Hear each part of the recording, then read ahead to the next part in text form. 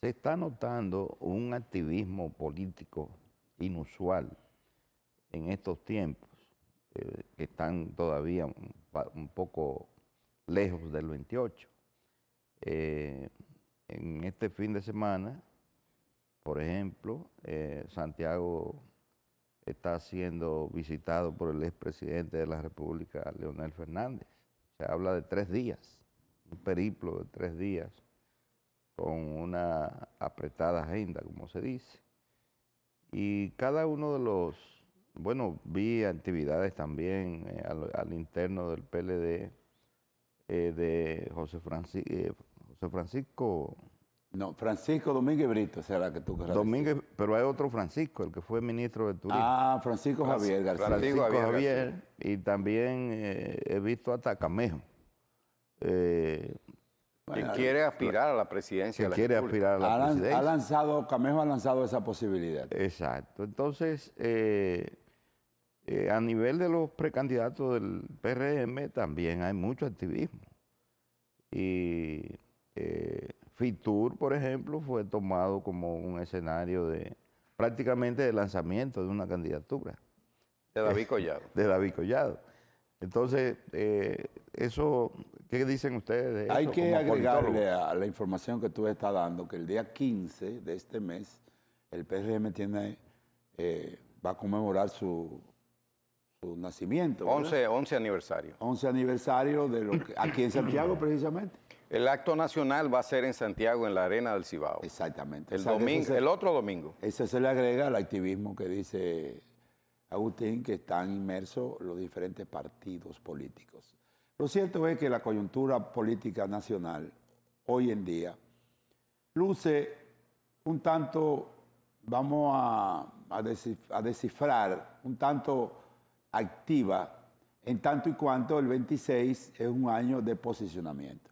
Es decir, no es un año electoral, propiamente dicho, ni legal ni institucionalmente, pero es un año de posicionamiento. En el marco de ese posicionamiento, nosotros tenemos 3 fuerzas políticas básicas. 3 fuerzas políticas que, de alguna manera, se disputarán el poder en el 28. Ahí habrá que ver si habrá polarización, ¿verdad? Si habrá polarización, entonces esas 3 fuerzas se reducen a 2, siempre y cuando existe el escenario de la polarización que está por verse al día de hoy. Entonces, en ese escenario existen esas 3 fuerzas políticas. Por un lado, existe el PRM, que es el partido que, según las encuestas públicas, está dominando el escenario de la preferencia electoral al día de hoy, ¿verdad?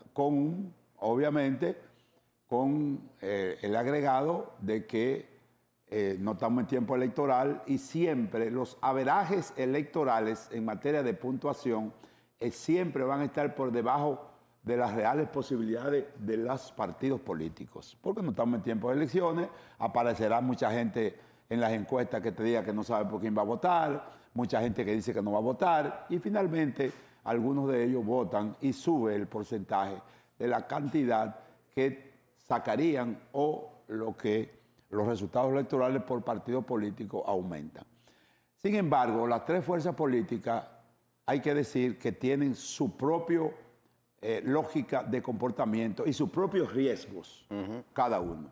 Por un lado tenemos el PRM, que es un partido que todo el mundo, y lo ha dicho Radamés García aquí de manera reiterada en el programa, solamente podría quedarse en el gobierno si hace un buen gobierno, si mantiene la unidad del PRM y si la estabilidad macroeconómica. Si la estabilidad económica y el crecimiento económico se mantienen en el país. Por ese lado. Por otro lado, tenemos a la Fuerza del Pueblo, que tiene una ventaja competitiva, que tiene un candidato ya definido, que es Leonel Fernández. Leonel está aprovechándose del escenario en la que tanto el PRM como el PLD, que aún no ha decidido quién va a ser su candidato, están en esas aguas con su riesgo. El PRM tendrá que hacer sus primarias internas a ver quién gana, depende de quién gane, definirá entonces los niveles de amplitud o no de una coalición política electoral, si reproduce la que se hizo en el 24 o si no la reproduce. Si lo que pierdan las elecciones a lo interno de la primaria del PRM se sentirán contentos, se sentirán cómodos y cómo el ganador podrá reciprocar la ganancia como elemento de conjunto. Habrá que ver, esos son riesgos en el PRM está. En la Fuerza del Pueblo no hay esos riesgos, aunque sí hay algunas grietas internas que no necesariamente tienen que ver con la candidatura presidencial. En el PLD está el drama de que el principal activo que tiene ese partido es Danilo Medina, pero no puede ser candidato. Por vía de consecuencia, ahí deberá haber algún mecanismo de carácter lógico y legal para elegir el candidato presidencial, lo cual hay varios aspirantes. Ya de por sí, uno de los candidatos, supuesto aspirante a candidato, que es Gonzalo Castillo, se autoexcluyó de la competencia, lo cual genera un poquito de tranquilidad porque dentro de los cercos PLDistas se había rumorado de que el candidato del líder de ese partido, es decir, Danilo Medina, era Gonzalo Castillo, lo cual iba a generar algún nivel importante de descontento dentro de los otros aspirantes y en la fila del PLD. Por lo menos esa posibilidad en torno a Gonzalo Castillo ya se despejó porque él mandó una comunicación solicitándole al comité político que no lo incluyera en la competencia electoral. Viendo todo este panorama político electoral, el 26 entonces servirá de plataforma para desarrollar los posicionamientos políticos de cada quien para llegar al 27 lo mejor competitivamente posicionado para entonces luchar por el poder en el 28.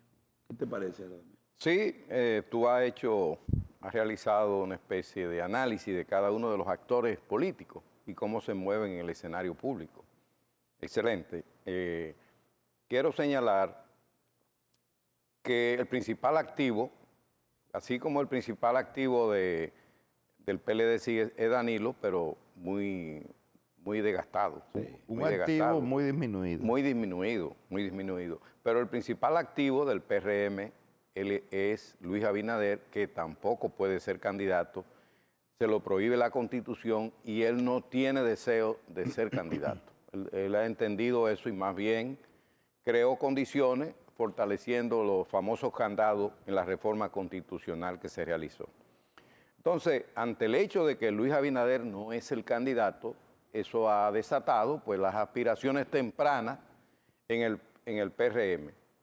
He señalado de manera machacona 3 condiciones para que el PRM pueda mantenerse en el poder, que es el objetivo de todo partido y más si está en el gobierno, ¿verdad? Como es el PRM, que es mantener la estabilidad macroeconómica, es decir, que no haya desajuste en la economía. Los gobiernos del PRD, los 3 gobiernos que tuvo el PRD, una de las razones, no la única, pero una de las razones de por qué no una continuidad, ningún presidente del PRD pudo reelegirse. En el PRM sí pudo reelegirse Luis Abinader. El problema de la economía. Hubo problema en la economía en los 3 gobiernos del PRD. En el de Antonio Guzmán, el de Jorge Blanco y en el de Hipólito Mejía. Luis Abinader ha mantenido una cierta estabilidad macroeconómica que tenemos que fortalecer. Y ahorita hablaremos un poco de dónde se deben incrementar los ingresos, ¿no? Agustín, tú deberías un poco trabajar eso. El segundo elemento, la unidad del PRM, donde Luis Abinader será un factor fundamental para mantener esa unidad. Esa fue otra razón de por qué el PRD no se mantuvo, siendo el partido más popular en la historia de este país.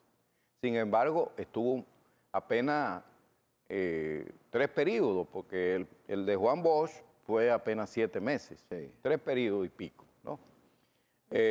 Las rebatiñas internas, el faccionalismo que había en el PRD fue un obstáculo para mantenerse en el poder. Entonces la unidad es fundamental. Y el tercer elemento es que el PRM se convierta en un partido político, porque todavía no lo es. El PRM no es un partido político todavía, en el sentido clásico de la palabra. Se ve más como un proyecto No, se ve más como una maquinaria electoral. electoral. Bueno, sí. Entonces, Es un partido en construcción, vamos a llamarlo así. vamos a llamarla en construcción, Sí. y todas las potencialidades que tiene ese partido no se han podido desplegar. Vamos a ver, ahora que se está hablando de que Luis Abinader puede ser el presidente del PRM, si se desarrolla un esfuerzo por institucionalizar y fortalecer ese partido. Obviamente hay que agregarle, Radamés, que para los fines de reproducción en el poder, el PRM no solamente necesitará del liderazgo de Luis Abinader para unificar la familia PRMista, sino también para mantenerse en el poder. Entonces, parece ser que algunos partidos de la oposición apuestan a una segunda vuelta, particularmente el PLD, y están actuando en función de eso. Digo que muy temprano, muy prematuro para decir si habrá o no segunda vuelta. Hay que esperar que cada partido tenga su candidato para saber cuál es la correlación de fuerza y tener una visión más rigurosa para el análisis de la coyuntura. Así es. Muy bien. Bueno, pues, buen análisis. En el caso del PRM, se nota una debilidad desde que empezó el primer gobierno de Luis Abinader. Y esa debilidad es que las dos figuras claves del partido, el presidente y la secretaria general, ocupan posiciones públicas.